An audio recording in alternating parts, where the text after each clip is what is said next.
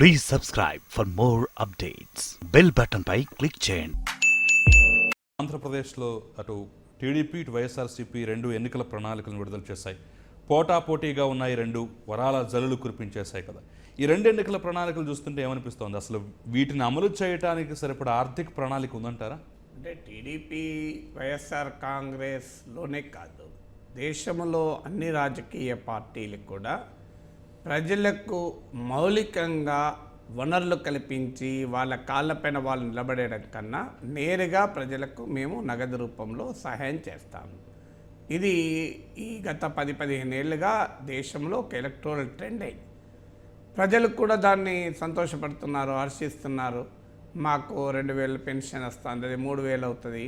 మాకు 10,000 బల్లో చేర్పిస్తే ఒకరు 15,000 ఇస్తామంటారు, ఇంకొకరు 18,000 ఇస్తామంటున్నారు. ఒకరు పొలం ఉంటే ఒకరు 6,000 ఇస్తామని ఒకరు అంటారు, 10,000 ఇస్తాం, 12,000 ఇస్తాం, 50,000 ఇస్తాం. ఇలా డబ్బులు ప్రభుత్వం ఇస్తుంది కనుక సంతోషపడుతున్నారు. నిజమే, ప్రజలకు సహాయం చేయడం ప్రభుత్వాల బాధ్యత. కానీ ఒక వరాలు ఇచ్చేటప్పుడు దాన్ని ఒక మేనిఫెస్టోలో, సహజంగా మేనిఫెస్టో అంటే దీర్ఘకాలంలో ఏం చేస్తాం, పాలనాపరంగా ఏం చేస్తాం అనేది చెప్పాలి. కానీ అది దానికన్నా కూడా తక్షణం ప్రజలకు ఏ ఉపశమనం కలిగిస్తామనే దానిపైన కేంద్రీకరిస్తున్నారు. కేంద్రీకరించేటప్పుడు ఎకనామిక్ మెమరాండం కూడా జత చేయాలని ఒక రూల్ ఉండాలి. అంటే ఇప్పుడు ఒక పార్టీ ఒక పని చెప్తుంది అనుకుంటే, ఇప్పుడు ఉదాహరణకు ఒక పార్టీ బడికి పిల్లలు పంపిస్తే 15,000 ఇస్తాం, దానికి అమ్మ ఒడియనో అమ్మకు వందనమనో ఏదో ఒక పేరు పెడుతున్నారు. ఇంకొకరు 18,000 ఇస్తామంటున్నారు. అప్పుడు మనము బడికి పోయే పిల్లలు ఎంతమంది ఉన్నారు, ఆ పిల్లలకు మరి ఇద్దరు పిల్లలు ఉంటే 15,000, 18,000, 18,000, 36,000 ఇస్తారా? ఒక తల్లికి ఇస్తామంటే ఎంతమంది తల్లులకు ఇవ్వాలి? దీనికి అయ్యే ఖర్చు ఎంత? ఫస్ట్ ఇయర్ ఎంత ఖర్చు? రాబోయే 4 ఏళ్లలో ఎంతమంది బడిలో పిల్లలు వెళ్ళవచ్చు? వాళ్ళకి అయ్యే ఖర్చు ఎంత అనేది స్పష్టంగా చెప్పాలి. అలాగే మీరు ప్రతి ఒక్కరికి ఇప్పుడు వైఎస్ఆర్ కాంగ్రెస్ పార్టీ మేనిఫెస్టోలో 1,000 రూపాయలు దాటిన ఏ వైద్య ఖర్చులైనా మేము వైఎస్ఆర్ ఆరోగ్యశ్రీలో చేరుస్తాం అని ఒక యూనివర్సల్ హెల్త్ కార్డుని పెట్టారు. అంటే 5 లక్షల ఆదాయం ఉన్నవాళ్ళు, 5 లక్షల లోపల నెలకు 40,000 ఆదాయం. దీనివల్ల దాదాపు 90% ఆంధ్రప్రదేశ్ జనాభా వచ్చినా ఆశ్చర్యపడాల్సిందే. మరి 90% ఆంధ్రప్రదేశ్ జనాభాకు ఇప్పుడు 1,000 రూపాయల పైన అంటే దాదాపు మొత్తం కవర్ అవుతుంది. ఏదో అవుట్ పేషెంట్లో మందుల షాప్లో తలనొప్పి మందులు కొనుక్కుంటే, డోలో ప్లస్ కొనుక్కుంటే తప్ప. మరి దీనికి అయ్యే ఖర్చు ఎంత? అలాగే ఇప్పుడు అన్నదాత సుఖీభవ అని ఒక టీడీపీ లేదు, ప్రతి 500 జనాభా ఉన్న చోటల్లా మేము ఇంకో పంచాయతీలు చేస్తాం. దీనికి ఎంత ఖర్చు అవుతుంది? 20,000 జనాభా ఉన్న ప్రతి దగ్గర ఒక అన్న క్యాంటీన్ పెడతాం అని టీడీపీ అంటుంది. ఇలా ఎన్ని అన్న క్యాంటీన్లు పెట్టాల్సి వస్తుంది? ఇందులో ఎంతమంది భోజనం చేస్తారు? ఎంత సబ్సిడీ ఇవ్వాల్సి వస్తుంది? దానికి ఎంత ఖర్చు అవుతుంది? సో ఈ రకమైన ఇప్పుడు వైఎస్ఆర్ కాంగ్రెస్ పార్టీ మేనిఫెస్టోలో ఆటోలకు, ట్యాక్సీలకు రిపేర్ ఖర్చుల కింద సంవత్సరానికి 10,000 ఇస్తాం.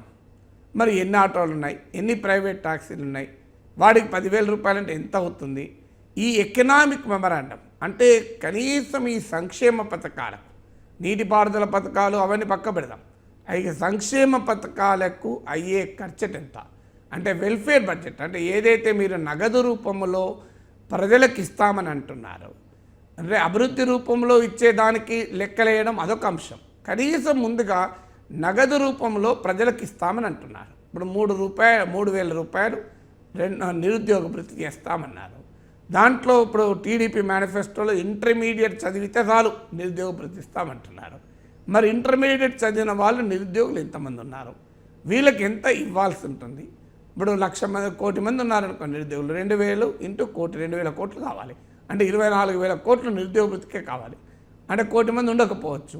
మరి 1 కోటి మంది లేకపోతే 25 లక్షలు ఉన్నారనుకోండి, 6,000 కోట్లు నిరుద్యోగ భృతికే అవుతుంది.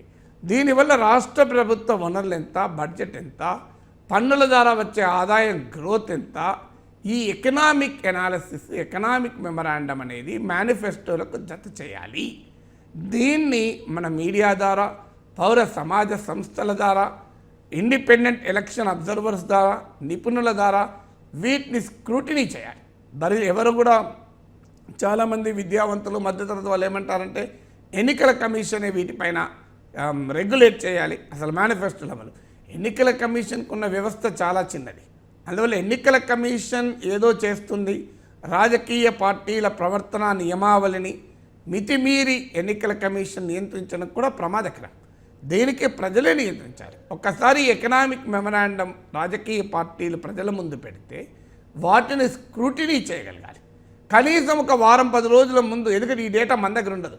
ఇప్పుడు ఉదాహరణకు ఎంతమంది ఇంటర్మీడియట్ చదివిన నిరుద్యోగులు ఉంటారు, ఎంతమంది బడికి పిల్లలు పంపించే తల్లులు ఉంటారు, ఎంతమంది 1000 రూపాయల కన్నా ఎక్కువ వైద్య ఖర్చులు పెడుతున్నారో అది ఎంత అవుతుంది, ఈ లెక్కలు ప్రభుత్వ సంస్థల దగ్గరే ఉండాలి. అందువల్ల సాధికారికమైన సోర్సెస్ ద్వారా ఈ లెక్కల్ని స్పష్టంగా ప్రజల ముందు ఉంచి డిబేట్ నడపగలిగితే ఈ వరాలు ఎన్ని సాధ్యమవుతాయి, ఎన్ని సాధ్యం కాదు. ఇప్పుడు అలాగే రెవెన్యూ లాస్, ఇప్పుడు వైఎస్ఆర్ కాంగ్రెస్ పార్టీ ఒక మంచి విధానం చెప్పి మేము మద్యపాన నిషేధాన్ని దశల వారీగా ప్రవేశపెడతామంటారు. మద్యపాన నిషేధం చాలా మంచిది, దాంట్లో అనుమానం లేదు. కానీ దాంతో ఆటోమేటిక్గా రాష్ట్ర ప్రభుత్వానికి ఆదాయం తగ్గుతుంది. మరి ఏ రకంగా ప్రత్యామ్నాయంగా ఆదాయాన్ని పెంచుకుంటారు? లేదంటే ఇక మీరు అప్పులు చేసుకుంటూనే పోతారా? వీటిని ప్రజల ముందు ఉంచడం ద్వారా ఈ economic rational of your promises ఏంటి, మీ వాగ్దానాల హామీల ఆర్థిక హేతుబద్ధత ఏంటి అనే ఒక జవాబుదారీతనాన్ని రాజకీయ వ్యవస్థలో తీసుకురావడానికి అవకాశం ఉంది.